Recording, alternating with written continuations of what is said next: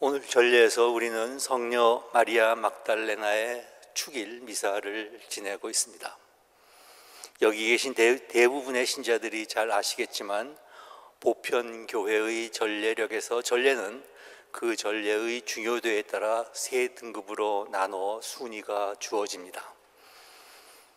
제일 먼저 대축일, 솔럼니티라고 합니다. 솔럼니티 전례가 있고요.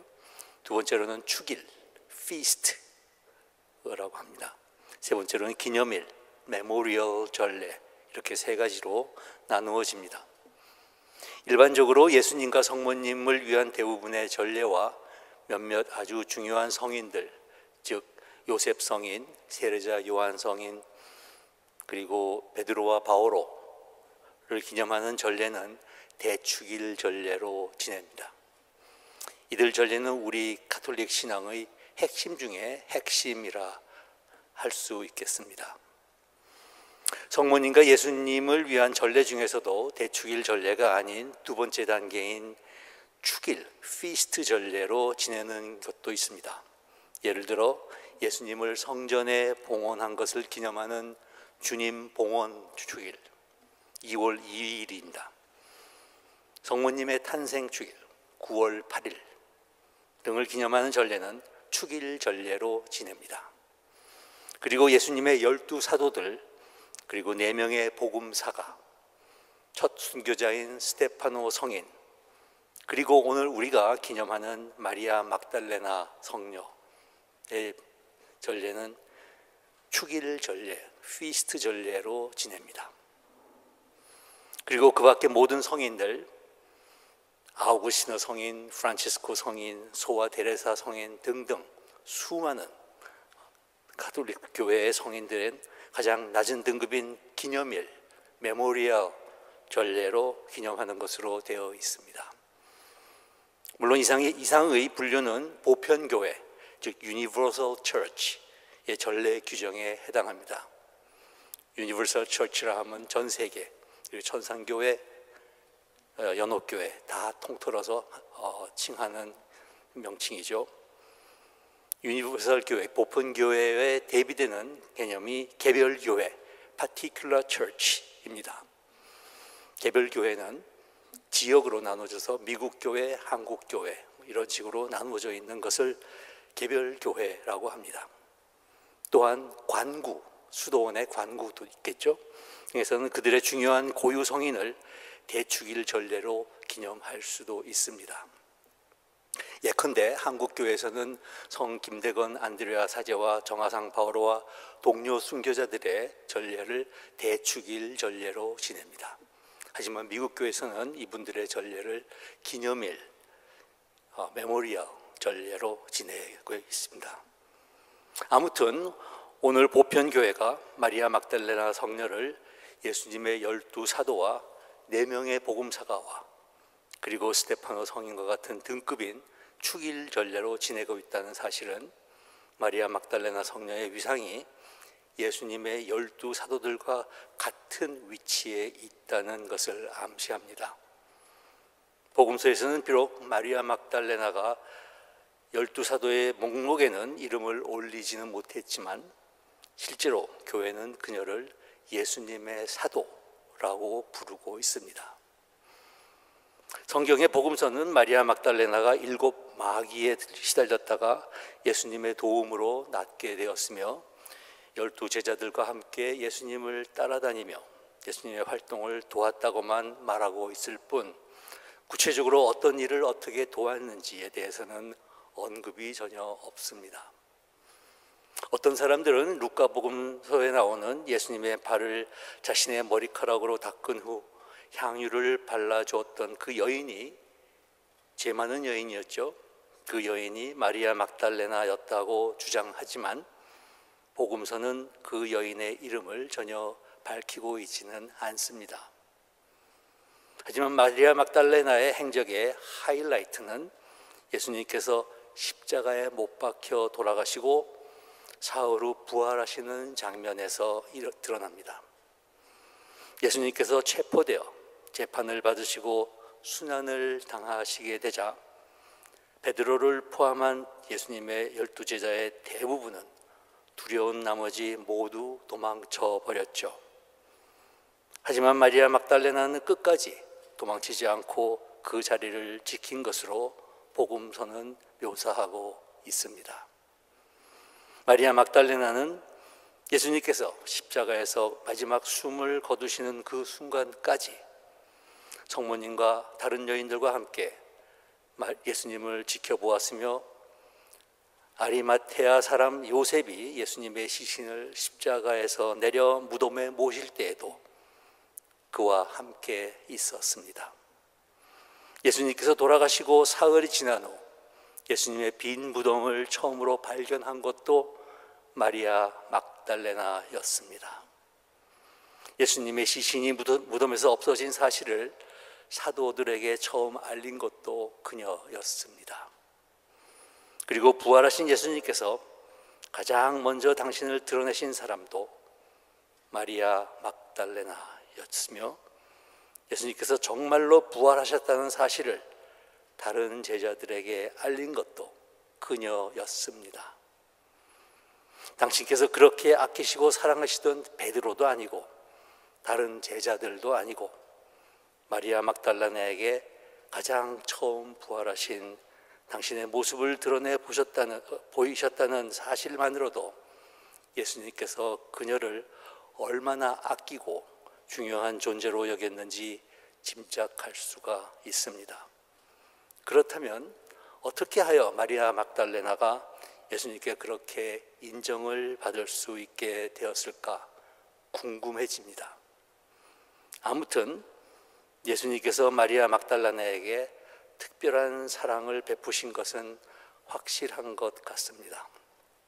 그렇다면 예수님과 마리아 막달레나의 관계를 어떻게 해석해야 할까요? 어떤 사람은 예수님이 그녀를 남녀간의 연인으로 사랑했다는 아주 단순한 해석을 내놓곤 합니다. 다빈치 코드라는 소설, 아마 많은 분들이 읽으셨을지 모르겠습니다.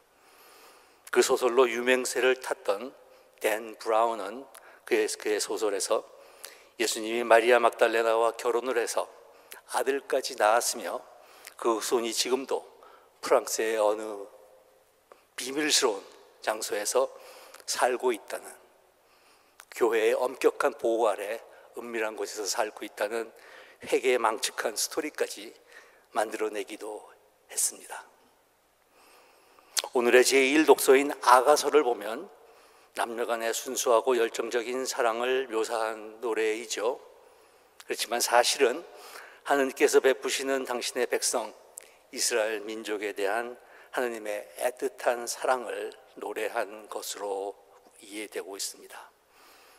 초대교회의 교부였던 오리게네스는 아가서가 노래하는 신랑과 신부의 사랑에서 신랑은 그리스도이고 신부는 교회로서 이 둘의 신비적 결합을 노래한 작품이며, 이것을 육체적인 의미나 문자적으로 해석하는 것은 불경을 저지르는 일이라고 경고했습니다. 그와 마찬가지 맥락으로 예수님과 마리아 막달레나의 관계를 단순한 남녀 간의 사랑으로 폄훼하여 해석하는 것을 경계하고 있습니다. 실제로 아빌라 데레사의 성녀나 시에나의 카타리나 성녀는 자신들이 예수님과 영적으로 혼인한 관계, 절대로 육체적인 관계가 아니죠, 영적으로 혼인한 관계라고 선언하기도 했습니다. 오늘 우리가 읽은 요한복음의 내용을 보면 마리아 막달레나가 예수님을 얼마나 사랑했는지 짐작할 수 있습니다. 주간 첫날 이른 아침, 마리아 막달레나가 예수님의 무덤으로 갔습니다. 그리고는 예수님의 시신이 무덤에서 사라진 것을 발견하고는 베드로와 요한에게 달려가 이 사실을 알립니다. 그래서 오늘 복음서에서는 생략되었죠.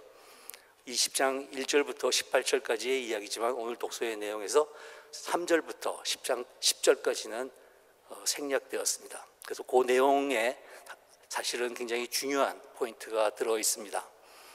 베드로와 요한에게 달려가 이 사실을 알렸죠. 그리고 이 베드로와 요한이 예수님의 무덤으로 쫓아가 무덤이 비어 있는 것을 확인합니다. 그리고는 그 제자들은 다시 집으로 돌아갔다라고 복음서는 전하고 있습니다. 그러나 마리아 막달레나는 무덤 밖에 남아 계속 울고 있었습니다. 이 장면은 마리아 막달레나가 얼마나 예수님을 사랑했는지를 아주 잘 나타냅니다. 마리아 막달레나로부터 시신이 없어졌다는 이야기를 들은 이 두 제자는 무덤으로 쫓아와서 그 사실을 확인했으니 이제 그 자리를 떠나 집으로 돌아갔다는 얘기죠. 그렇게 따르고 믿었던 예수님이 힘없이 십자가에 못 박혀 돌아가시고 그 시신마저 없어졌으니 그들에게는 더 이상 예수님은 없는 존재가 되어버렸던 겁니다. 무척 사무적이죠. 예수님의 시신이 없어진 것을 보고 확인했지만 제자들은 이것이 예수님께서 부활하셨음을 의미한다고까지는 생각하지 못했습니다. 하지만 마리아는 계속 그 자리에 남아 울고 있습니다.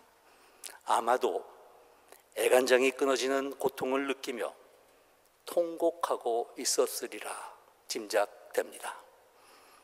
집으로 돌아간 제자들과는 사뭇 비교되는 장면입니다.